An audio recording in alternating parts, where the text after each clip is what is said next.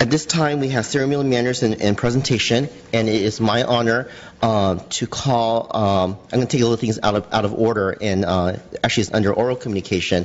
And as you know, Cupertino is very famous for Apple Computer, and we're very honored to have Mr. Steve Jobs to come here tonight to give a special presentation.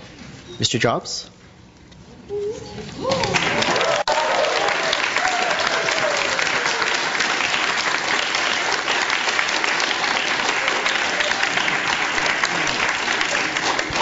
Welcome, Mr. Jobs. It looks like you have a fan club here. Thanks, yeah. Thank you.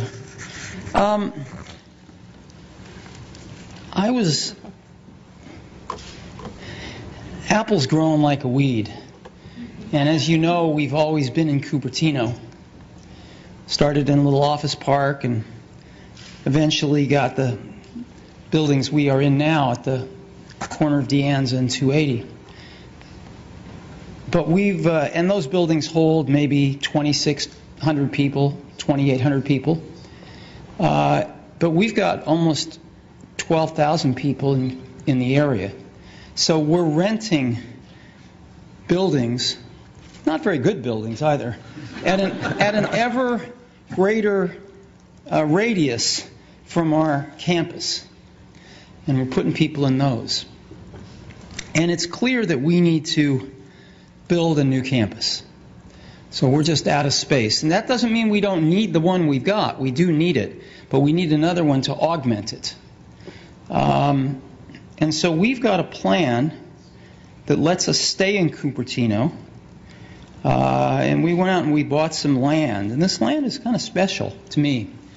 When I was 13, I think, I called up Hewlett and Packard were my idols. And I called up Bill Hewlett because he lived in Palo Alto and there were no unlisted numbers in the phone book, which gives you a clue to my age. And he picked up the phone and I talked to him and I asked him if he'd give me some spare parts for something I was building called a frequency counter. And he did, but in addition to that, he gave me something way more important. He gave me a job that summer, a summer job at Hewlett Packard, right here in Santa Clara off 280, the division that built frequency counters. And I was in heaven. Well, right around that exact moment in time, Hewlett and Packard themselves were walking on some property over here in Cupertino, in Prune Ridge. And they ended up buying it. And they built their computer systems division there. And as Hewlett Packard has been shrinking lately, they decided to sell that property and we bought it. We bought that and we bought some adjacent property. All used to be apricot trees, apricot orchards, and we've got about 150 acres. And we would like to put a new campus on that so that we can stay in Cupertino. And we've hired some great architects to work with, some of the best in the world, I think. And we've come up with a design that puts 12,000 people in one building. You can think about that. That's rather odd. 12,000 people in a building, in one building. But we've seen these office parks with lots of buildings, and they get pretty boring pretty fast. So we'd like to do something better than that, and I'd like to take you through what we'd like to do. So this is supposed to work here. There we go. Can you see this? Yep. Yes, we can. Great. So here's where we are today, which is on Infinite Loop Drive, again at the intersection of De Anza and 280. Mr. Jobs, you can actually draw on the screen. That's how high-tech we are. Oh, good. Use your finger. So instead of pointing in the air, you can just draw. I don't really need to draw on the screen. It's okay. You can see it clearly. And what we've done is we've bought this land right here. We tried to buy the apartments in the corner, but they're not for sale, so we couldn't buy those. But we bought everything else. And the campus we'd like to build there is one building that holds 12,000 people. And it's a pretty amazing building. Let me show it to you. It's a little like a spaceship landed. But there it is. And it's got this gorgeous courtyard in the middle, but a lot more. So let's take a closer look at it. It's got curve. It's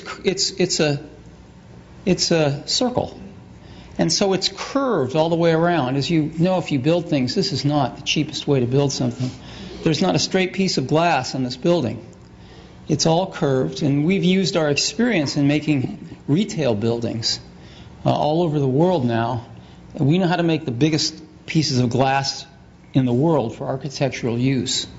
And we want to make the glass specifically for this building here. We can make it curved like this all the way around the building.